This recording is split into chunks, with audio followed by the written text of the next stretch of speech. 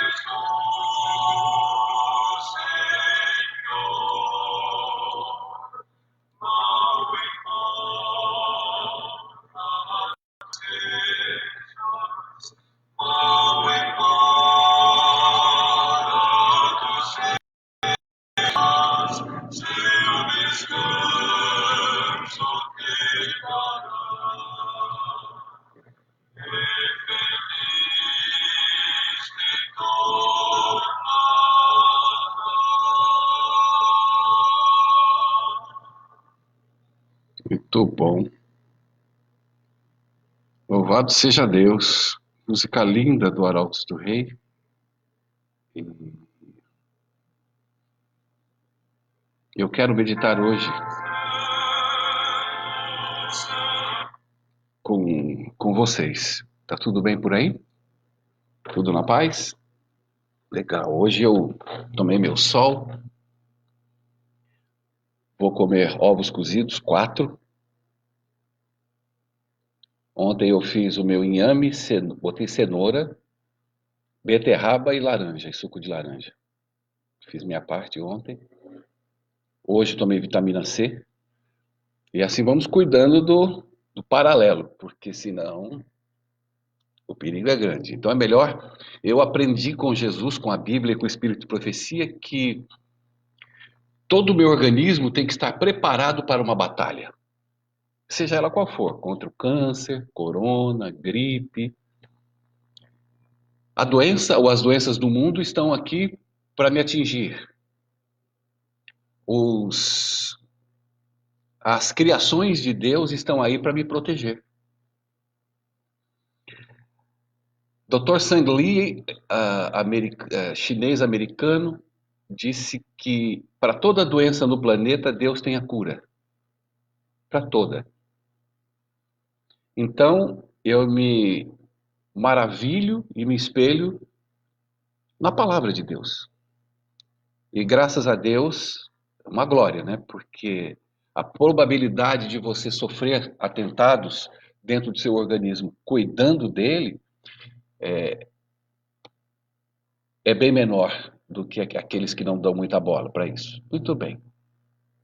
Eu estava tomando sol depois do exercício e comecei a orar, a falar com Deus e pensar, né, em tudo isso, né? Seita, pecados. Como explanar isso, né, de uma forma coesa, coerente? Porque eu prego muito a graça. Eu crio muita polêmica porque as pessoas, muitas pensam que eu estou mandando todo mundo ir para orgia. Porque já que tem a graça, então vamos para orgia. E as pessoas não entendem que a graça te livra da orgia. Por isso que a graça vem. E quando eu a aceito, eu não vou para orgia. Porque eu estou agraciado, feliz, salvo. Dentro de mim eu tenho uma nova criatura. Minha mente, ela se transformou. O meu caráter está sendo trabalhado. Agora, o que ocorre? As dificuldades da minha vida. Mesmo que eu abandone todos os pecados do mundo, eu ainda tenho os meus pecados. E eles têm que ser transformados. E assim foram com os discípulos. Ficaram mais de 3 anos com Cristo e ninguém foi transformado. Foram usados quando foram a expulsar demônio, curar pessoas e pregar o evangelho e preparar o caminho para Cristo chegar, mas eram todos lascados, pecadores, não valia o que comia. Tudo bem. Aí eu me envolvo no início de tudo. E aonde foi ou está o início de tudo? João 8:44, Jesus fala o seguinte: Vós tendes por pais o diabo, e queres satisfazer os desejos do vosso pai. Ele foi homicida desde o princípio, e não se firmou na verdade, porque não há verdade nele. Quando ele profere mentira, ele fala do que lhe é próprio, porque é mentiroso, o pai da mentira. Então Jesus nos arremete ao tempo de onde tudo iniciou. Ora, Lúcifer era o guardião, era o líder da música, do coral, o guardião e cobridor da arca. Ele estava dentro do santuário celestial. O santuário celestial é uma parte envolvida com o céu. O céu é o santuário celestial e o santuário celestial é o céu. Até que Deus mandou fazer um santuário terrestre, parecido com o santuário do céu. Mas ali vivia Lúcifer diariamente, em prol do equilíbrio, da decência, da honestidade, das leis de Deus, da presença de Deus. Poxa vida, aí eu me pego a pensar, ao lado de Jesus, servindo a Jesus, sendo amado e amando a Jesus, Lúcifer caiu. Ali iniciou tudo. Mas como iniciou? Ele usando brinco, batom, andando de cueca, pensando em pornografia, agindo como pornográfico, adulterando? Não. Começou no coração. Começou na sua capacidade pessoal de se comparar e ser igual a Deus. Porque tinha todos os atributos de poder, força, beleza, glória, seguidores. E ele definiu e decidiu ser igual a Deus. Então o pecado nasce e nasceu aqui dentro. Não há outro formato. Não há pecado conduzido por ser pecado por atos. Não adianta combater os atos pecaminosos de ninguém, nem os seus. Porque o pecado não está relacionado aos atos. Esses pecados que nós teremos até a volta de Jesus são pecados cometidos até Jesus nos transformar e nos levar para o céu. Não tem como. Você não vai conseguir não pecar. Uns com umas proporções maiores, outras com proporções menores. Uns com pecados escandalosos, outros com pecados acariciados, escondidos, velados, e como joio, trabalha em prol da destruição de um reino, de uma igreja, de pessoas. Foi assim que aconteceu com Lúcifer.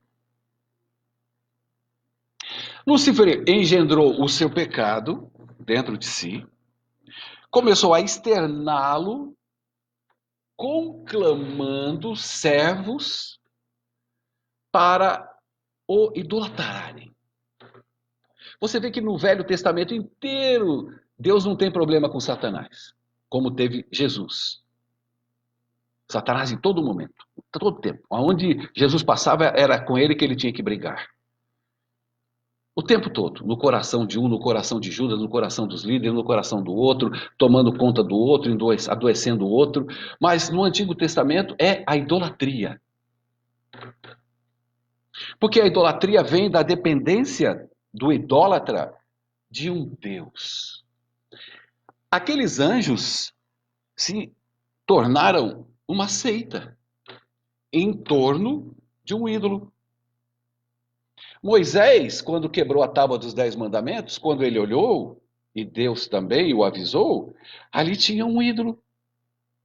E esse ídolo era rodeado de idólatras. Não é diferente hoje. Quando eu falo de seita, são as pessoas que idolatram um homem. Gostar de um governo, gostar de um segmento não é pecado. Você aplaudir, lutar pelas coisas boas que um governo faz, não é idolatria. Mas idolatrar um homem é idolatria. Lutar pelo homem, independentemente do que ele pensa, como ele age, das suas atitudes, cegamente foi o que aconteceu com anjos que seguiram a Lúcifer. Eu não tenho problema de quando o governo distribui R$ 600, R$ 1.200 para quem precisa, aplaudi-lo. Parabéns, governo, é isso. Eu não tenho problema de um outro governo que manda as pessoas não saírem para a rua, ele tenta cuidar do ser humano para que não haja mortes. Eu vou aplaudi-lo mesmo que eu não goste dele. Mas nós temos idolatria. Hoje a idolatria tomou conta de vez, porque hoje nós temos dois ídolos, um mito e um herói, que se romperam. E os idólatras estão se comendo, estão se matando, está uma loucura. E culpam a esquerda, e culpa todo mundo, mas eles estão idolatrados.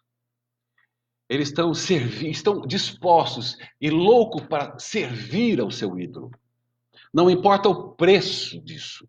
Não importa se perde amigos, parentes, irmãos de igreja, mas o que importa é o ídolo. Porque o pecado não está nos erros que cometemos, mas no que brota em nosso coração.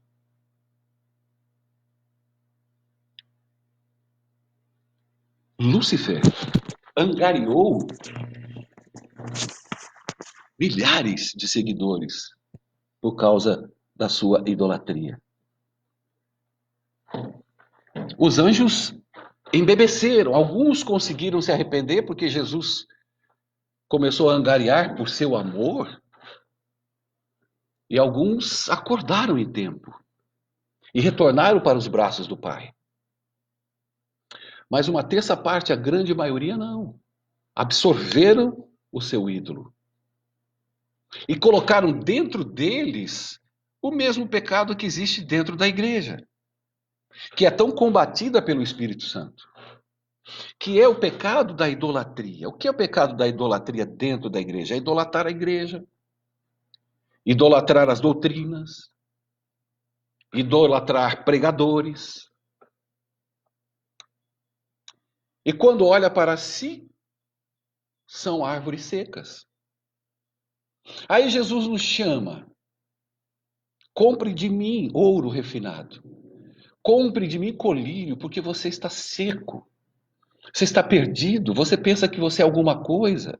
Você pensa que sabe tudo, mas não sabe nada. Você acha que é, mas você não é. Você é seguidor de Lúcifer. Você é um idólatra.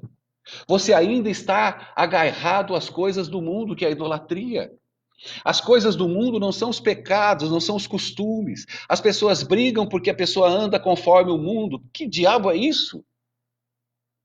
Teve época que a igreja combatia fielmente a barba. Pregador de barba era um déspota. Mulheres que usavam calça comprida no seu dia a dia tinha que ser cortada da igreja. Eu me lembro que há 30 anos atrás um pastor me disse: nós cortamos fulano. Eu falei: por que? Um jovem? Por quê? Porque ele estava jogando bola. Aí nós colocamos num saco de idolatria os pecados de lá. Por quê? É muito mais fácil eu atacar os pecados externos, é muito mais fácil. É muito mais fácil eu atacar o pecado das coisas que o mundo vive para não enxergar o meu pecado idólatra. Os frutos que eu não tenho. E aí eu cometo e vivo o pecado. E o pecado que eu vivo não estou nem aí para o Espírito Santo. Ah, não, Chay, eu estou sim. Fala, fala, fala, mas a piedade está longe. É isso que Jesus falava. Vocês falam, vocês pregam, vocês oram, vocês jejuam. Mas a verdade, a piedade, o espírito não está em vocês. Porque vocês são idólatras. Vocês idolatram a religião. Vocês se acham, vocês pensam que são o que não são. Aí ele coloca aquele exemplo que matou. Nossa, ele enlouqueceu aqueles homens. Quando ele disse que um publicano entrou na igreja e batia no peito e falava: Deus tenha compaixão de mim. Quem é publicano para eles era o lixo da humanidade, era a podridão da igreja. E ainda Deus conclui: você falava, eu e fazia, devolvia dízimo, jejuava, orava, ia para a igreja, guardava o sábado, fazia tudo, tudo, tudo, mas você não é nada. Você não tem significado nenhum para Deus. Apartai-vos de mim, eu não vos conheço. Por que não conhece? Porque não está dentro dele. O que está dentro dele é idolatria. O pecado vive nele, é com ele, é participo, é constante. O estilo de vida pecaminoso está nele. Não são os pecados que ele comete, mas a idolatria que ele vive. Aqueles anjos seguiram e seguem Lúcifer até hoje. Vão pagar o preço por isso? Claro. Tudo tem um custo. Quando Deus fala, os idólatras, mentirosos, bababá, bababá, os sodomitas não vão para o céu, porque Ele está dizendo, porque dentro de vocês tudo isso vive. E eu não vivo. Então vocês cometem tudo isso e não vão para o céu. Mas vocês não vão para o céu não é porque vocês cometem tudo isso, é porque vocês vivem tudo isso dentro de vós, dentro de você, dentro de nós. Pecado, pecado, idolatria, seita. Então, nós não estamos enxergando o que a mensagem de Deus. Nós estamos num torpor tão grande, tão poderoso. Nós estamos cegos. Estamos perdidos dentro da perdição, dentro de nós, e não queremos ver.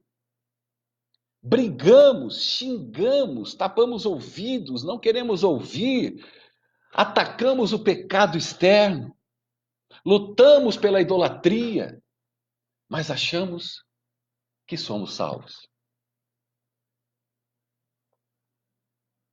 É assim que estamos vivendo. Isso é seita. A beleza dos frutos se perdeu.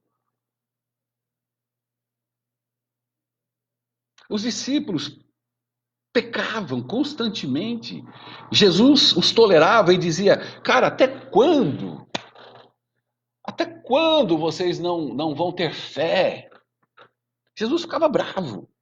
Jesus deve ter sapecado aqueles caras durante 3 anos e meio, 3 anos e meio, mas os amava. Deus sabia, dava tempo, mas havia um idólatra no meio deles, havia uma seita no meio da igreja. E essa seita explodiu, se manifestou, que foi Judas. Porque elas se manifestam, elas não aguentam, porque dentro delas está cheio de mosto, dentro deles está cheio de ruínas, ossos secos, mortos. Não tem como não manifestar o desejo e a idolatria pela seita. Não tem como. Assim foi ou foram os anjos de Lúcifer. Não é diferente hoje. Quando Ellen White diz que nós seremos perseguidos, aqueles que têm o fruto do Espírito serão perseguidos por aqueles que têm os frutos de Lúcifer. Isso não é acusação, isso é fato, é determinação, é questão de fruto. Como vos conhecereis? Pelos frutos. Agora, a misericórdia de Deus ainda está sobre nós. A graça de Deus está para os idólatras, para a seita, para nós pecadores, para tudo. Agora, se não ouvir a minha voz hoje, Você vai a cada dia alimentar e alimentar isso na tua alma. Como os anjos alimentaram, alguns acordaram e retornaram para o santuário celestial. E Jesus não havia morrido por ninguém, nem por eles, mas Cristo já havia morrido pelo mundo. Antes da fundação do mundo, eles entenderam que Cristo ia salvar toda a humanidade e salvar os anjos, como salvou. Mas a idolatria é muito poderosa e Satanás e Lúcifer sabe disso. Ele sabe. E ele trabalha com uma sutileza fenomenal. E se houvesse a perseguição hoje, a seita se manifestaria com babas nas laterais da boca, atrás dos servos de Deus, porque são idólatras. Você vai ter um parâmetro do que será perseguição. Deus está mostrando isso hoje. Está claro, está evidente, está óbvio. Só não enxerga quem não quer. Só não enxerga quem quer se manter Laodiceia. Deus não veio para condenar o mundo, mas as pessoas crentes estão aqui para condenar o mundo. Então elas dizem: eu não faço isso, eu não voto ali, porque eles são assim, eles fazem isso no mundo. Então, não pode, a igreja tem que fazer com que o mundo seja igreja. E essa desculpa os torna idólatras. Porque Deus, Jesus não veio condenar o mundo, mas ele veio salvar o mundo. Tudo é de Deus. Tudo.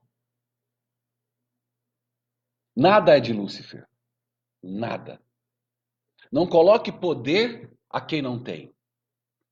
Agora, o poder que ele tem é você quem dá. Senão, os frutos será do Espírito. Não mais eu vivo, mas Cristo vive em mim. O que quer dizer isso? É eu não ter mais pecados? Jamais. Jamais. Até porque existe hoje dentro da igreja grupos que pregam que quem aceita Cristo não peca, não tem pecado. Está livre do pecado eternamente. Mentira. É outra bobagem de Laodiceia, do Apocalipse, da mornidão, do não ter pecado. E João já diz, né? Aquele que diz que não tem pecado, já pecou. Então, se eu digo que não tenho pecado, já pequei, então quer dizer que eu peco. Eu pecando, o mundo peca. Qual a diferença do pecado do mundo e dos meus pecados? Só na tua cabeça, tacanha, pequena. Porque aí você acusa o mundo dizendo que você é melhor que ele. Você não faz o que o mundo está mandando fazer porque você é melhor que ele. Aí você não faz o que o mundo faz, mas faz coisa pior dentro da igreja, que é a idolatria. Querer que o mundo seja igreja é hipocrisia, é mentira.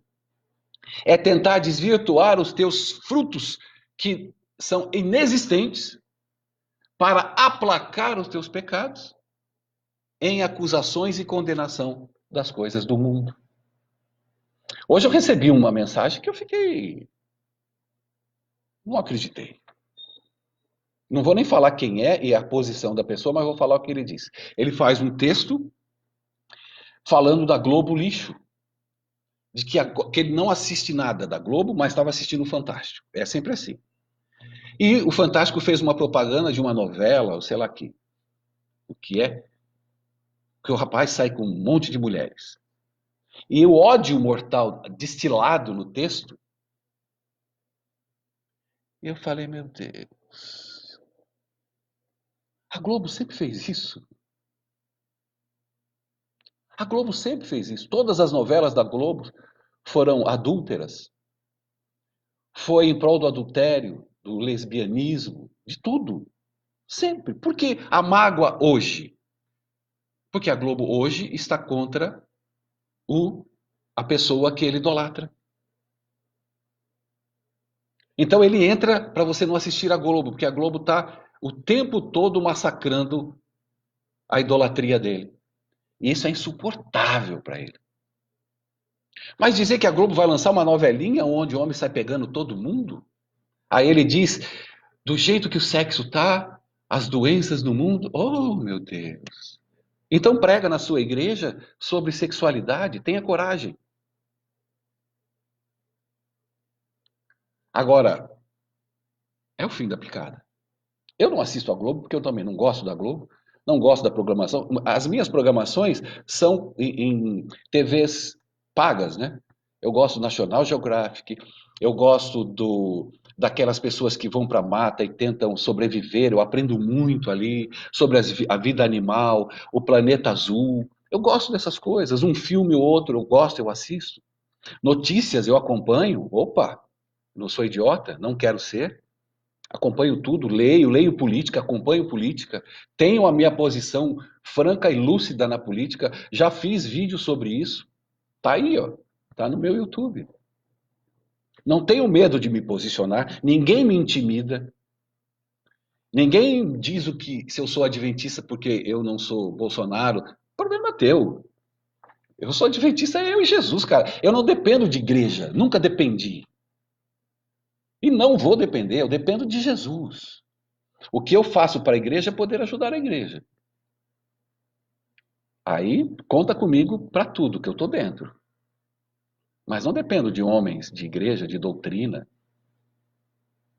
Jamais. Desde 1990. E todo o meu trabalho eu aprendi com o Demilson na rua, porque para mim o reino de Deus está em todo lugar. E é lá que eu tenho que estar. A minha igreja tem que estar lá. Não trazer as coisas de lá para cá. E o que é as coisas de lá para cá? É a maldade, é a tristeza, é a angústia, é a falta de caráter, é a falta de sensibilidade, é a falta de amor. É isso que o mundo vive. É esse mudanismo que Deus não quer que venha para a igreja. Mas as pessoas pensam no brinco, no batom, na sainha, no tomar café, no não comer carne. Aí mistura tudo. Aí mentem para si mesmo, para a igreja e para as pessoas. E doutrinam as pessoas. E as pessoas ficam como gados doutrinados. Entram na igreja, não sabem nem para onde vão.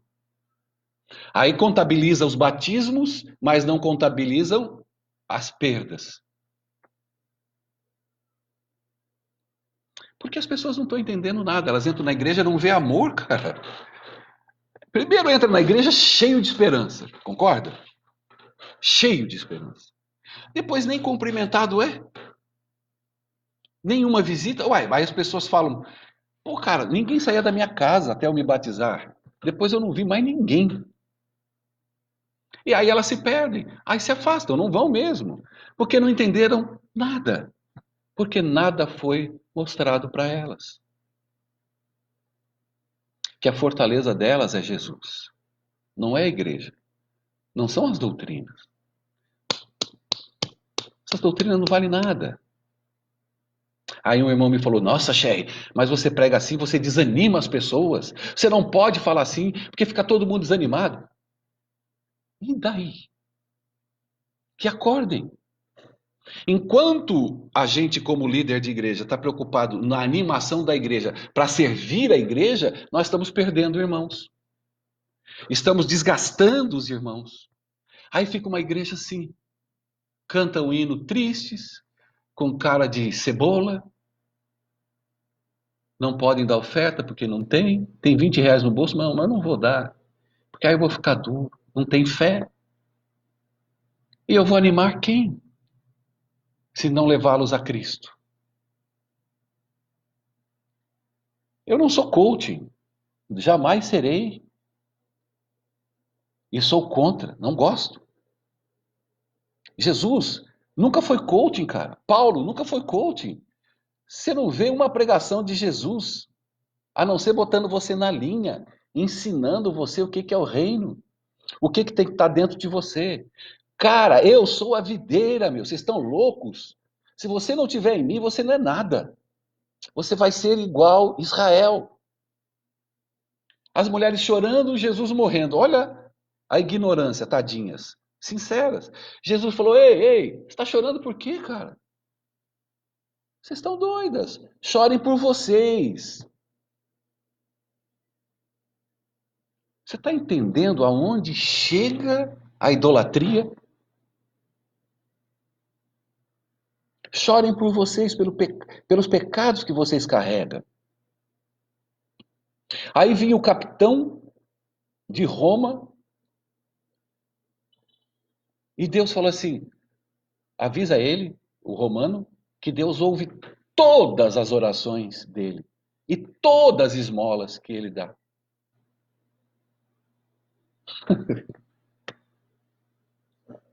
A graça é um terror. Por isso que as árvores secas e os idólatras odeiam a graça. Falam da graça, mas não vivem a graça. E rechaçam, brigam e lutam contra essa mensagem. Porque essa mensagem vai direto no coração, direto no âmago, estraçalha a pessoa. E ela foge, ela tapa os ouvidos, ela finge que não é com ela. Aí ela te ataca e vão atacar você. Eu tenho uma irmã que entendeu a graça, pregou sobre a graça, tadinha. Ela falou: Xerre do céu, eu quase apanhei. É assim. Eu tenho uma outra querida que, nossa, ela ouvia, ouvia, ela falava: Xerre, eu te ouvi, eu te ouvi. Eu falava: meu Deus, esse moço é sincero. Eu vejo no olhar dele, nas palavras dele, mas ele está perdidinho. Aí ela conclui: eu vivia fazendo checklist. O que que é checklist? É puxar num papel todos os erros e acertos da vida dela. É triste, mas é bom. É ruim, mas é bom. Dói, mas cura. Então é tempo de abandonar a idolatria. Olhar e entender que no céu, ao lado dele, o pecado foi gerado. É mole? Imagina hoje. A família do Éden, que falava com Jesus todos os dias. Adão e Eva.